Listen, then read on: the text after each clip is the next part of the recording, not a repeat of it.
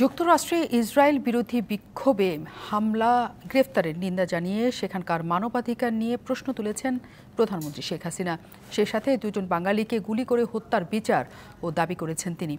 ব্যাপারে দলের কার্যনির্বাহী কমিটির সভায় তিনি বলেন, দেশে অতি বাম অতি ডান এক হয়েছে আর তাদের লক্ষ্য সরকারকে ক্ষমতাচ্যুত করা। দলীয় সভাপতি শেখ হাসিনার সভাপতিত্বে মঙ্গলবার সন্ধ্যায় গণভবনে শুরু হয় আওয়ামী লীগের কেন্দ্রীয় কার্যনির্বাহী কমিটির সভা। আমাদের উন্নয়নের সকল কিছু আমরা তৃণমূল মানুষকে লক্ষ্য রেখেই। এ সময় দলের সভাপতি শেখ হাসিনা বলেন, 2001 সালে ষড়যন্ত্রের মাধ্যমে আওয়ামী লীগকে ক্ষমতায় আসতে দেওয়া হয়নি। দেশের একটি মহল এখনো সরকারকে ক্ষমতাচ্যুত করার ষড়যন্ত্রে লিপ্ত।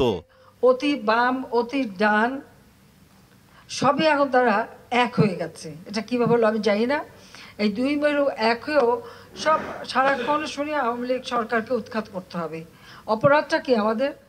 বিএনপির কর্মকাণ্ডের সমালোচনা করে সরকার প্রধান বলেন, ইহুদিরা যেভাবে ফিলিস্তিনে হামলা চালিয়েছে, বাংলাদেশেও বিএনপি জামাত সেভাবে নাশকতা চালিয়েছে।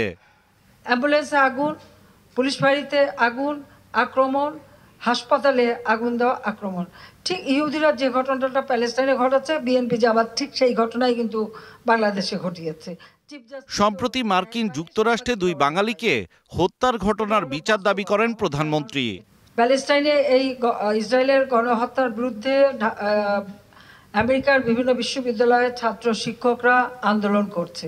একজন মহিলা প্রফেসর, সে বলছে আমি প্রফেসর ইউনিভার্সিটির, পুলিশ তাকে যেভাবে দাপড় দিয়ে ধরে, হাত ধরে পিঠ মোড়া দিয়ে মাটিতে ফেলে, হাঁটু দিয়ে তার উপর চেপে তাকে যেভাবে অ্যারেস্ট করেছে, ও দেশে যে মানবাধিকার কতটুকু আছে সেটাই তো প্রশ্ন।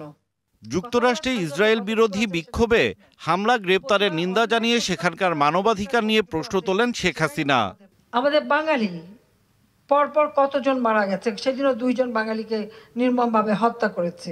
মাজুর ব্যক্তি যে মানে হাঁটতে চলতে পারে না, সে প্রেসিডেন্টকে কি বলেছে, সেই জন্য তার ঘরে ঢুকে তাকে গুলি করে মেরে এসেছে। কি জবাব দেবে আমাদের যারা এখন মানবাধিকারের মানে গীত গায় এবং বাংলাদেশে মানবাধিকার খুঁজে বেড়ায়, তারা এর কি জবাব দেবে? আমি সে জবাব চাই। এ সময় সরকার প্রধান বলেন, যতই ষড়যন্ত্র করুক, শত্রুর মুখে ছাই দিয়ে এগিয়ে যাবে বাংলাদেশ। শত্রুর মুখে ছাই দিয়ে বাংলাদেশের অগ্রযাত্রা অব্যাহত থাকবে। হিমেল মাহবুব, ডিবিসি নিউজ, ঢাকা। 1, 2, 3 ঢাকায় জমি জিতে নিন 100% ক্যাশব্যাক সহ 20 কোটি টাকার পুরস্কার।